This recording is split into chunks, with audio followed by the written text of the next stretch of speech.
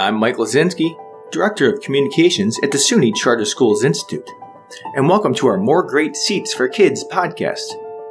Today, we continue our exploration of the SUNY renewal process. Our guest is Andrew Kile, Director of School Evaluation.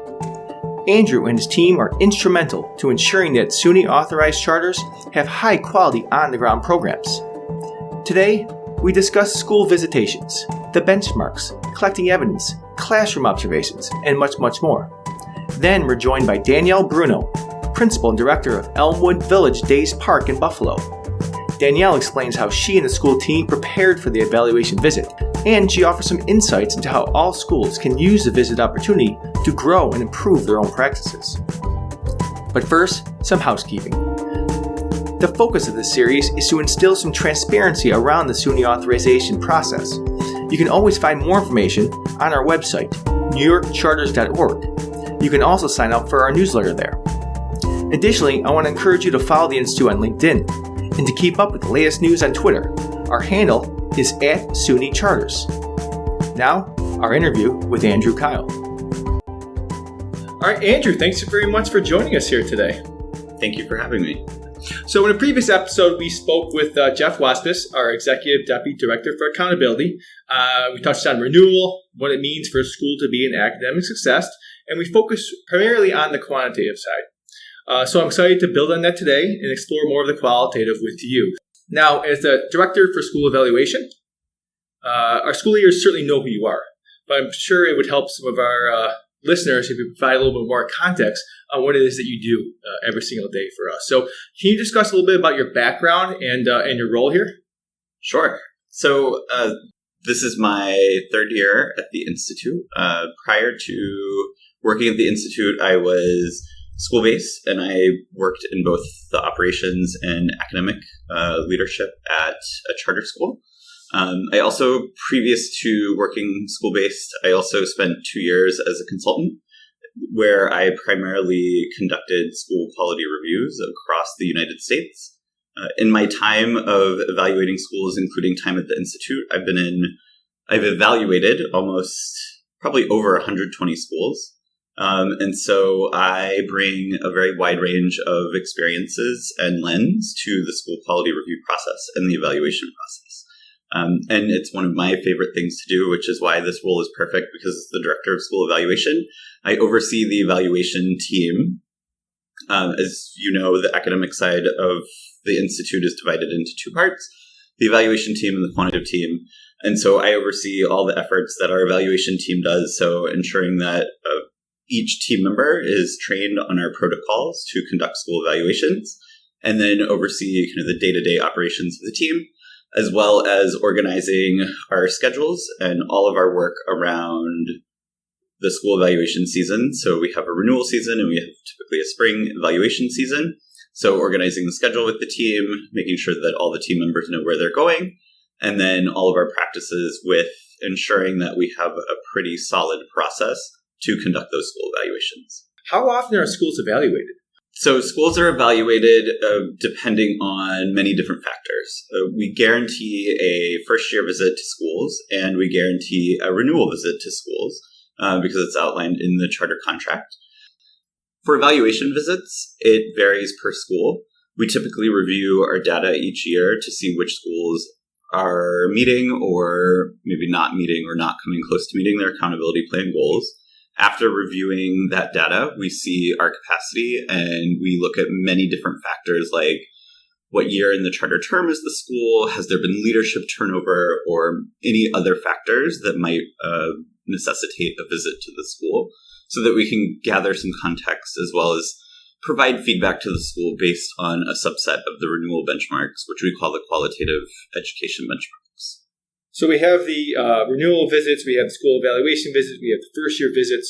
When we are going on the ground, how many members do we usually send, and what are their individual roles? Right, great question. So team visit size and team kind of makeup always depends on the school. So if we have a K-5, two classes per grade, we might send a smaller team because over a 1 or 2 day period, 2 team members might be able to gather enough evidence based on the size of the school. if we're looking at a K-12, more than 2 classrooms per grade, then we might have a larger team made up of 4 to 5 folks.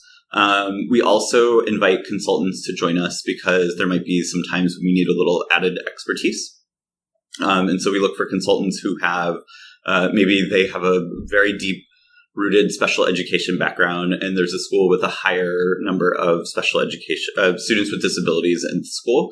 So we might invite along a consultant to help us look at some of the factors going into the special education program at the school.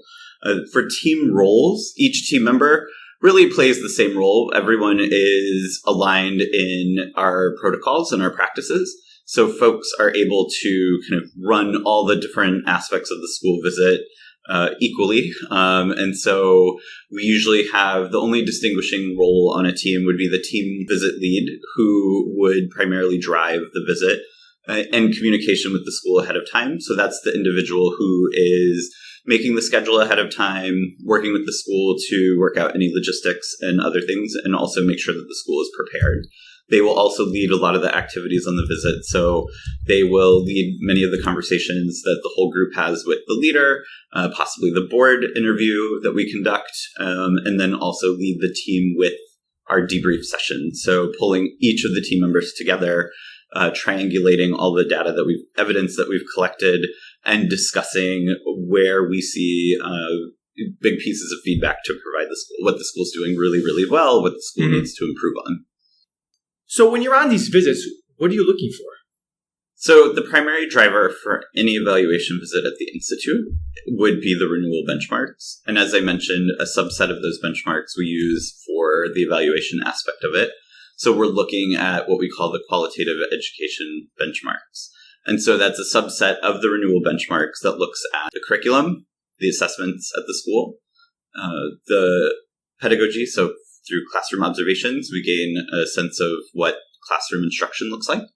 And then we look at instructional leadership, the at-risk program, organizational capacity, and then board oversight.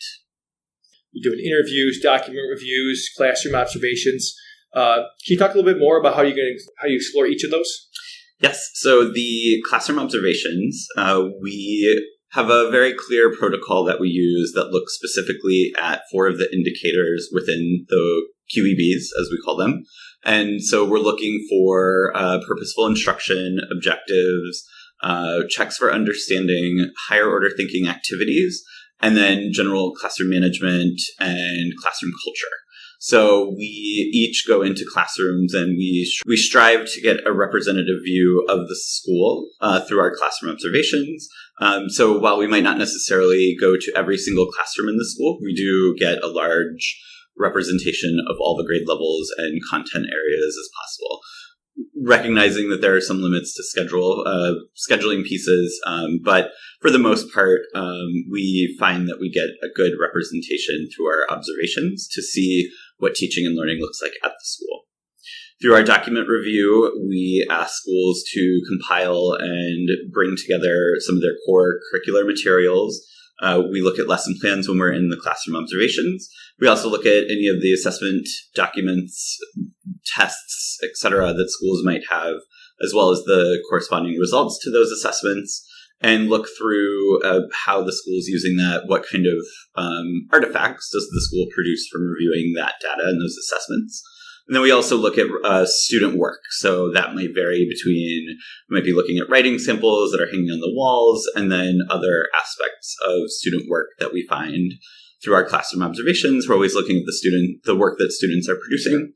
And then we look at other high-level kind of items that the school might have produced, like evaluations of teachers, evaluations of leaders. If the board conducts a self-evaluation, we look at that, as well as any type of strategic plan, priorities of the school, any type of document that the school has kind of produced.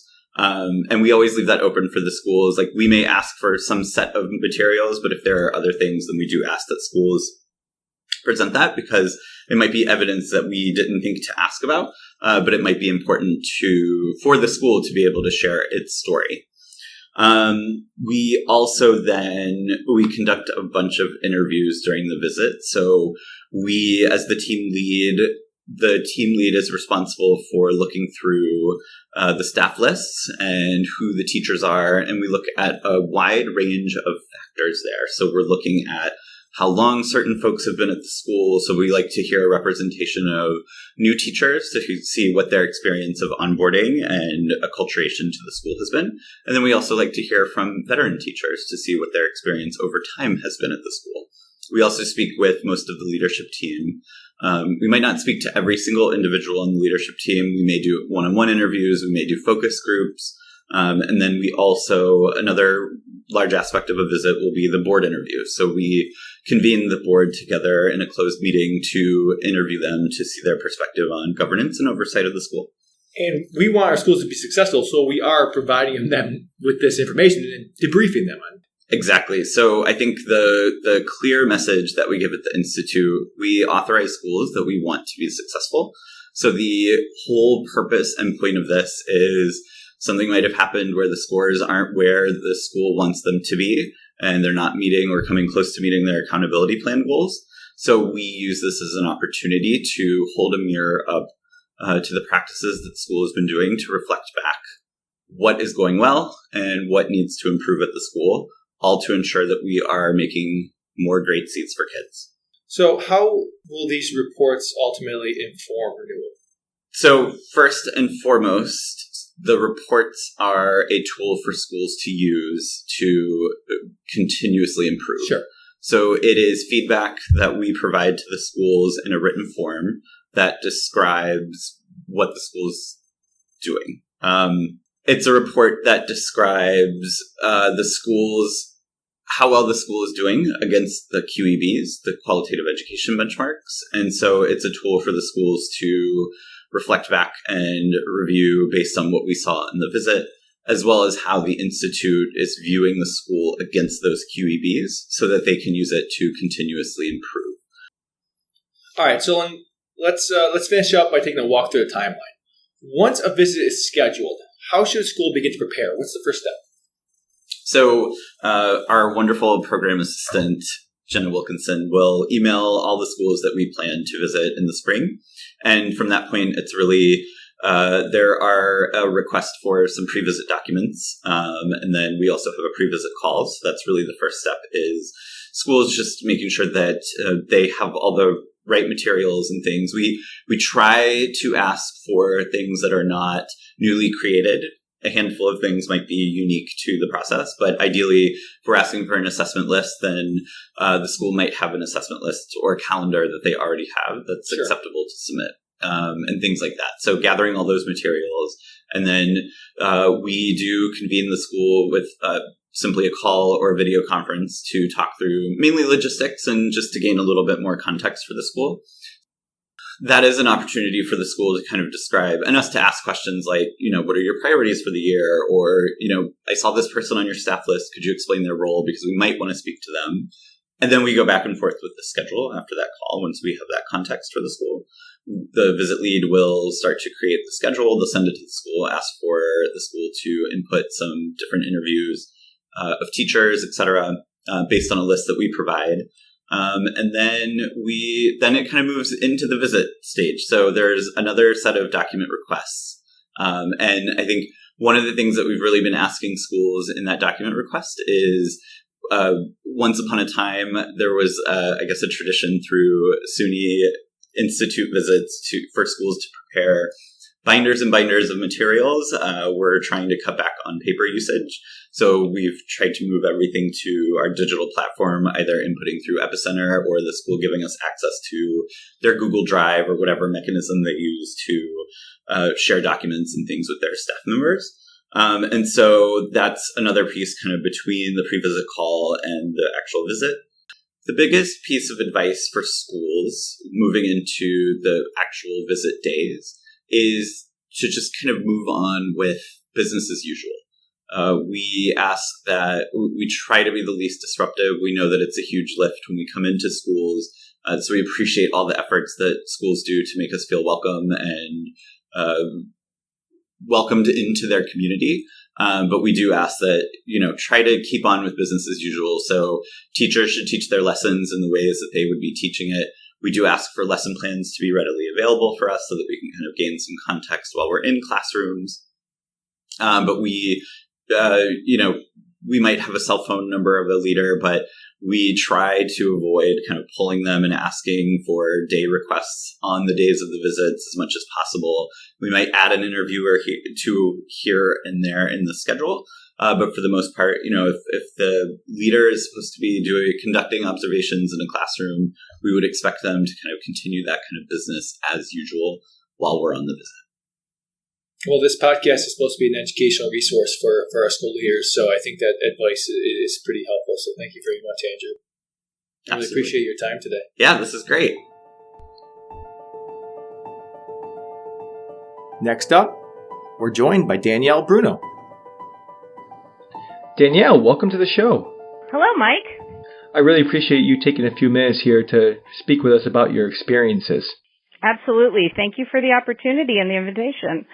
So I wanted to start off by providing you with the opportunity to talk a little bit about Elmwood Village, about your school's mission and your overall approach. Elmwood Village Charter School is a public charter school in Buffalo, New York, which is in the western New York region of the state. We are in our 14th year of operation. We are a K through 8 school with 450 students. And the mission of our school is that we believe strongly that when all students are provided with the right learning conditions, they'll be successful at high levels. We have an extremely diverse population of students, and the foundation of our school is rooted in social-emotional learning. We believe that when we provide social-emotional instruction, social-emotional supports, that students will be academically successful.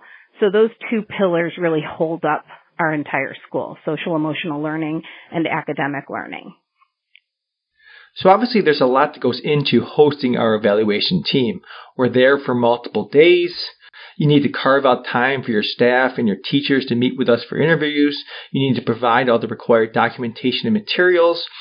So can you speak to your overall approach? Absolutely. I think we were really looking forward to and very excited about the renewal visit. And the reason is because we really approached the visit holistically through a learning lens. And for us, we saw the visit as an opportunity for whole school professional development. We had a team of experts from our authorizer's office coming to our school to observe our culture, observe our instruction, observe our practices, and give us really valuable feedback. And one of our core values at EVCS is that we seek to be better. It is palpable in everything we do. And so it was really important for us that we approach the visit as learners. We did not want to put on a dog and pony show. We wanted to put on a real presentation of who we are as a school so that we could take this opportunity to learn from the valuable feedback we'd receive and use that feedback to improve our practices and ultimately and most importantly, improve student outcomes. So in terms of your overall preparation, how did you go about preparing your teachers for us coming on site? Preparing them for us to go and observe their classrooms. Was there any specific challenges that you faced?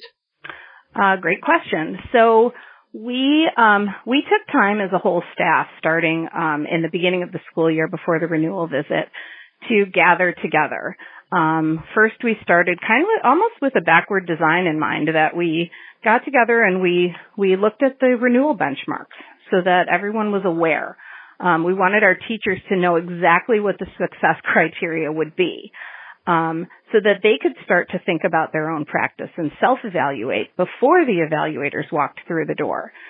So we did spend some time looking at the renewal benchmarks together as a staff, and having discussion around that, looking at that together, so that teachers would be aware and comfortable with what kind of a lens the evaluators would be coming to look through.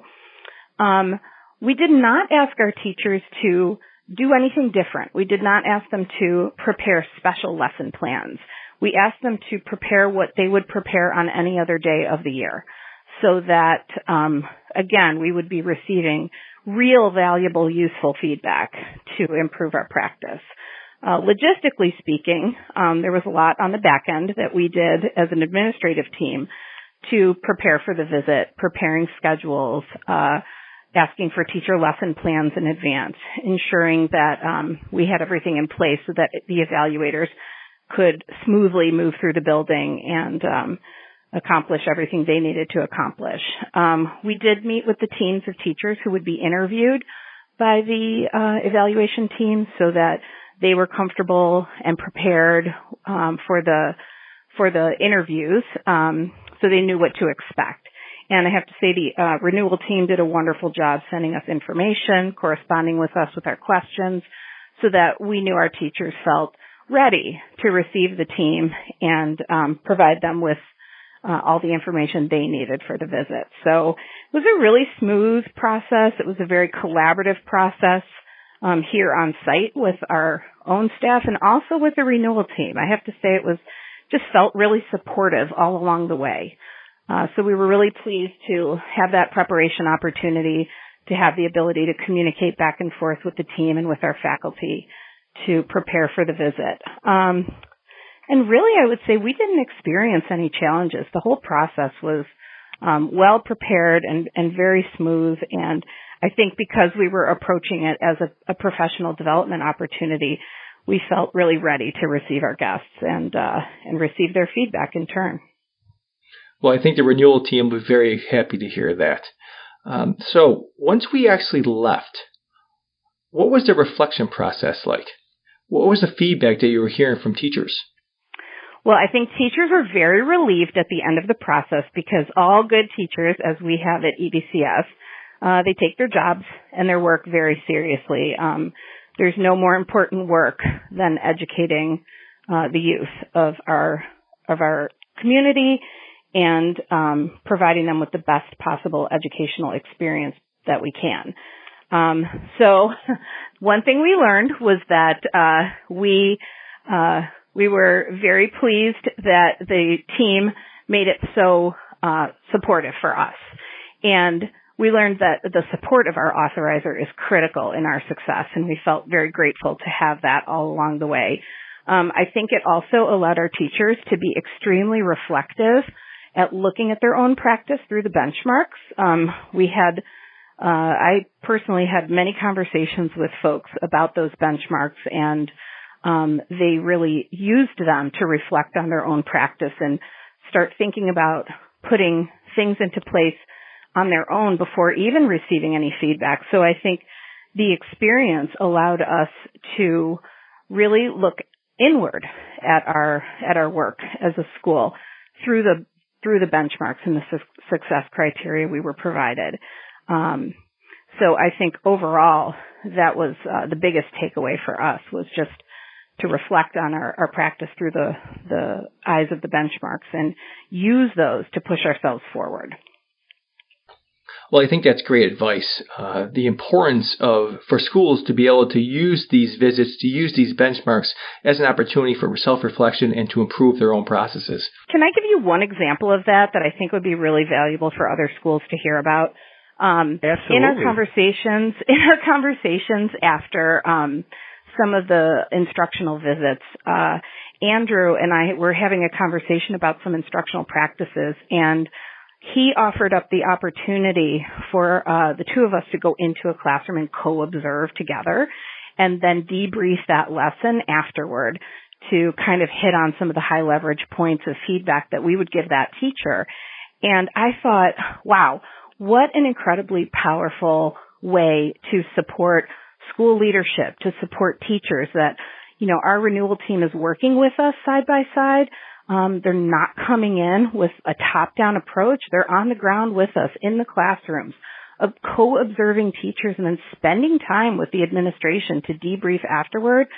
That was incredibly powerful and an experience I'd not had before as a school leader. And so I think that schools should know that the process is one of great support for the teams on the ground. And our authorizers want us to be successful. That just came through so strongly, and we really felt that through the entire visit. So I think that would be helpful for other schools gearing up for this experience to know. So I think that's actually it's a fantastic story and a great way to finish. We're doing an interview with you now. I just got done with the interview with Andrew, and that will actually air for the first part of this episode. And our entire focus is on, of course, the evaluation visit. So I think that would be a great bookend. So with that, we'll leave it there. Danielle, thank you very much for being here. Thank you for having me today, Mike. It was a pleasure. Thanks for listening. Music was by Lee Rosier. Special thanks to Elmwood Village Days Park. If you want to be a guest in an upcoming episode to discuss your school's best practices, remember to email us at charters@suny.edu. Thanks again.